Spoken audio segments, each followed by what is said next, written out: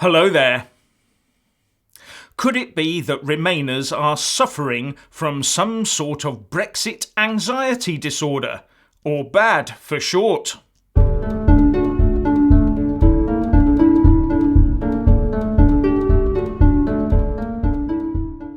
Now there's a psychological malady for you.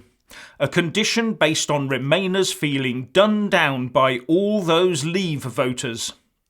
And according to politico.eu, getting angry is not working for Remainers, so it's time to see a shrink. So they put Remainers on the couch and said the results of Brexit Anxiety Disorder are not pretty. They are acting no differently to what psychologists would expect from those suffering from chronic anxiety caused by loss of control and insecurity. Dr. Philip Corr, Professor of Psychology and Behavioural Economics at the University of London, and Dr. Simon Stuart, a clinical psychologist, told Politico. And the article goes on to say that, according to Corr and Stuart, this emotional response is standard psychological stuff. To find solace and some level of security amid the disorder, Remainers are following a well-trodden path to polarized groupthink, dismissing their social inferiors who voted for Brexit as stupid, racist and easily misled. And the more that Remainers talk and rage about it, the more they will wind themselves up. Maybe they just need to calm down and relax a bit more. Anyway, next time you see a wound-up Remainer, please be pleasant and polite, and just ask if they're feeling a bit bad today. As Nigel Farage found out, being a Brexiteer is risky enough on terra firma, but up there in the sky it's much more dangerous. First we had Nigel Farage crashing to earth and getting injured when the plane he was in nosedived into the ground while towing an election banner on the day of the 2010 general election. Now we have former Brexit Minister Steve Baker being forced to resort to his reserve parachute when the main chute failed during a skydive in Portugal. Pleased my reserve parachute worked as advertised after a main malfunction last week, he said on Instagram. Emergency landing on nearby golf course perfect, next to clubhouse. Wished you were there, etc. To all Brexiteers, stay safe, keep your feet planted firmly on the ground. Now, according to that arch Remainer Lord Adonis, the Labour Party would be finished if it went into a snap general election backing Brexit.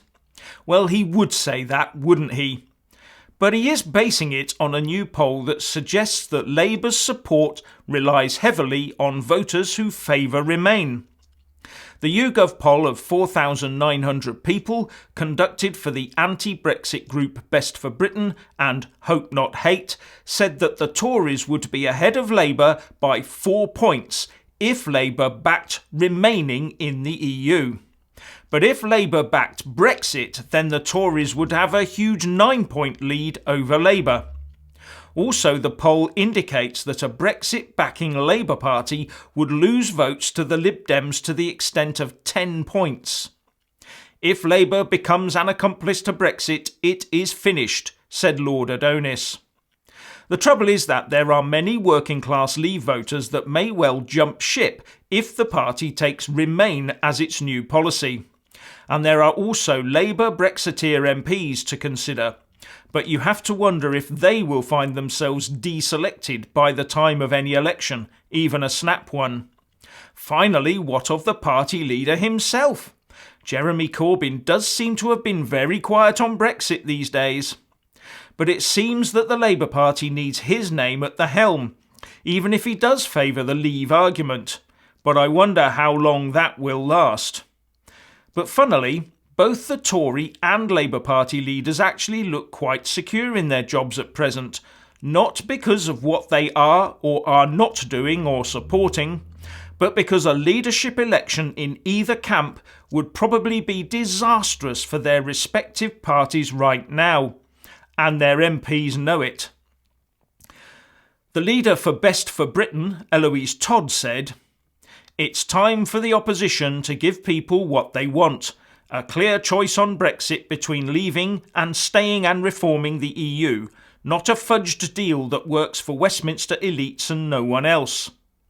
Now, I'll agree with her that the Chequers deal is a fudge, but I cannot agree that staying and reforming the EU is an option. It is not. Apart from the referendum result itself, the UK cannot reform the EU, and no one has ever shown me how the UK can reform the EU. The opposite is true. The EU has been reforming the UK into a region of the EU since we joined it. David Cameron travelled the capitals of the EU in the run-up to the referendum, trying to get reforms agreed, and achieved diddly squat, so any talk of reforming the EU is total hogwash. All we can look forward to in the European Union is less say within the EU, less control over our own destiny, and ever more rules to live by. I say no. Anyway, please let us all know what you think by leaving a comment below. Thank you for watching. Please do like and share this video, and also subscribe to my channel. And when subscribing, please do remember to press on the little bell next to the subscribe button.